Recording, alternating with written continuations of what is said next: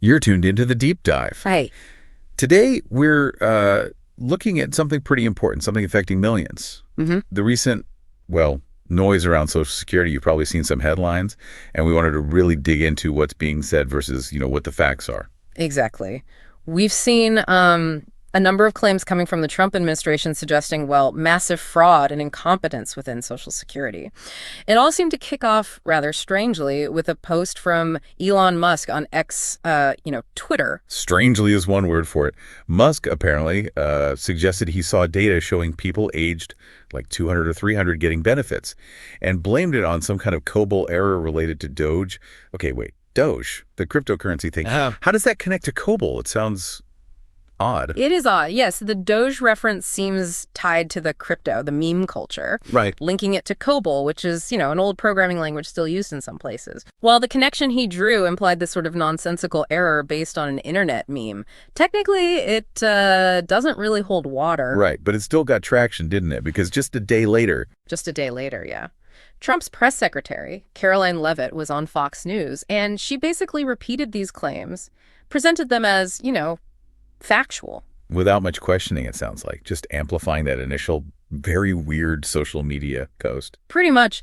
And then the former president himself joined in. He mentioned fraudulent or incompetent numbers from Social Security. He even claimed millions and millions of people over 100 years old were getting paid. Millions and millions. Yeah. If you took that at face value, you'd think the whole system was like hemorrhaging money to ghosts. Precisely. Which leads to a pretty alarming picture, doesn't it? Absolutely. And that's exactly why we're doing this deep dive today. Our mission really is to take these specific claims, I'd compare them against the actual evidence, the data we have, and figure out, what might be going on underneath and what it means for everyone listening, especially those relying on Social Security. So let's get straight to it. Is there any truth to this? Widespread fraud, armies of centenarians cashing checks. What do the facts say? Well, the facts paint a really, really different picture. There was a comprehensive audit in 2024 done by the Social Security Administration itself, and it found that fraudulent payments made up less than 1%, significantly less, actually, of all payments over a 9-year span. Less than 1%. Over 9 years. That sounds tiny, especially compared to millions and millions. It's incredibly small, especially given the sheer volume of payments Social Security handles every year.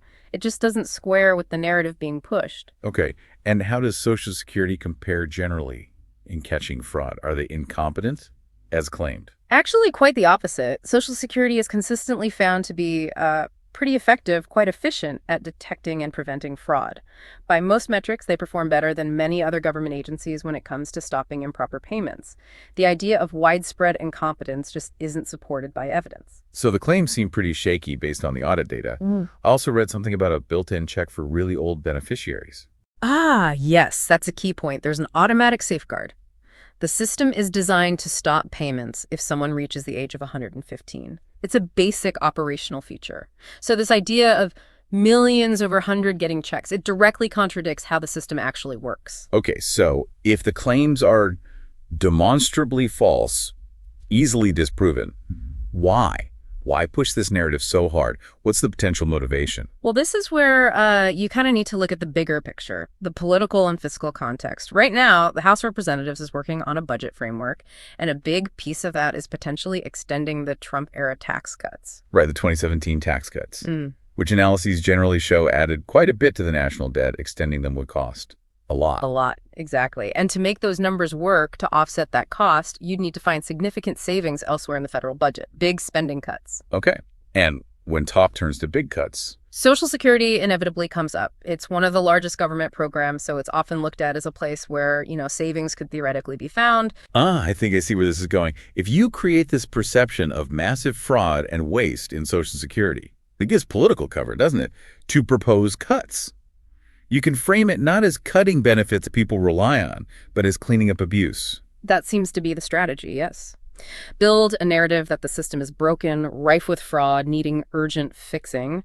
And those fixes could then conveniently involve reducing spending, which helps balance out the cost of other priorities like those tax cut extensions. Priorities that tend to benefit higher earners and corporations more, generally speaking. That's often the outcome, yes.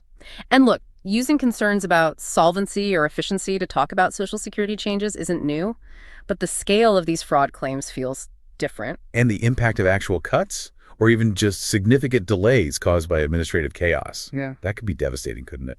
Absolutely critical point. We're talking about around 70 million Americans receiving benefits. For many, it's their main, sometimes only source of income. It pays for medicine, for food, for rent. A delay isn't just an inconvenience. For someone on a tight, fixed income, it could mean choosing between essentials. It could be genuinely life-threatening for some. That really puts it in perspective. The human cost is potentially enormous. It is. And based on this pattern, the analysis we reviewed suggests a likely next step in the political rhetoric. Let's just... The prediction is we'll start hearing more Republican politicians citing this supposed widespread fraud as the reason for proposing cuts or reforms to Social Security, while at the same time likely downplaying how those changes might negatively affect current recipients, framing it purely as tackling waste. So for listeners, the message seems to be skeptical. When you hear these big, alarming claims about fraud, look for the actual data, consider the timing and the political context. Ask, cui bono, who benefits from spreading this particular story? Precisely. It's crucial to be critical consumers of information, especially when it concerns something as fundamental as Social Security. Don't just accept the headline claim.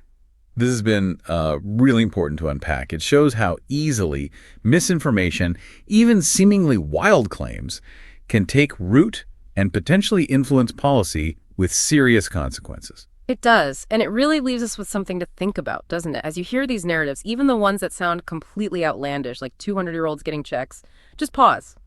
Think about why that story might be told, what purpose it could serve, and what the real-world impact could be on people who are often the most vulnerable. It's worth considering carefully.